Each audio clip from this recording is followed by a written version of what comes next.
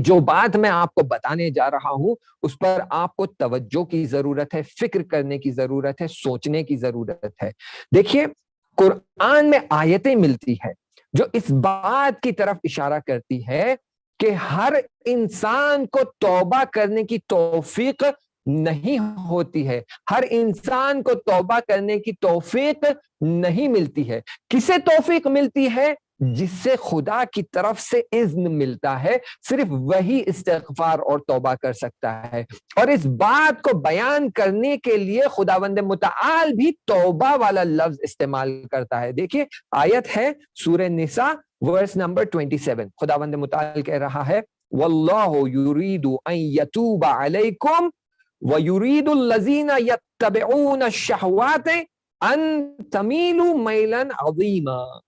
کہ خداوند متعال ارادہ کرتا ہے کہ تمہاری طرف پلٹے۔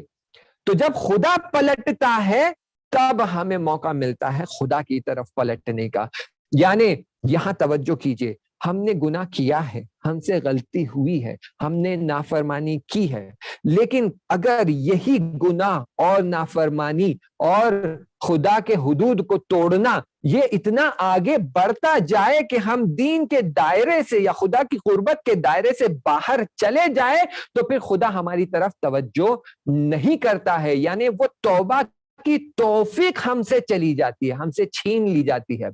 لیکن اگر ہم سے گناہ ہو جاتے ہیں لیکن اسی کے ساتھ ہم کچھ ایسے نیک اعمال انجام دیتے رہتے ہیں جس میں یتیموں کی مدد ہے، غریبوں کی مدد ہے، فقراء کو کھانا کھلانا ہے، کسی کی میڈیکل ہیلپ کر دینا، کسی کے ایجوکیشنل ہیلپ کر دینا، جب یہ کرتے رہتے ہیں تو خدا کی قربت والا جو راستہ ہے، جو در ہے، وہ بند نہیں ہوتا، اور جب یہ بند نہیں ہوتا تو خدا ہماری طرف توجہ کرتا ہے، وہ ہماری طرف پلٹتا ہے، وہ ہماری طرف دیکھتا ہے، اور جب وہ دیکھتا ہے اور ہمارے اعمال سے خوش ہوتا ہے تو پھر وہ ہمیں اجازت دیتا ہے کہ اپنے گناہوں کی توبہ کر سکے۔ تو یہ جو خدا کا پلٹنا ہے، اس کے لیے بھی جو لفظ استعمال ہوا ہے وہ یتوبہ ہے۔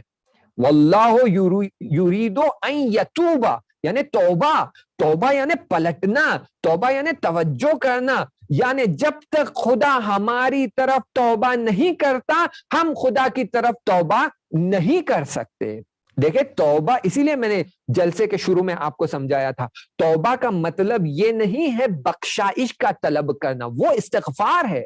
کہ آپ بخشائش کی طلب کر رہے ہیں۔ توبہ یعنی پلٹنا، اس کی طرف بڑھنا۔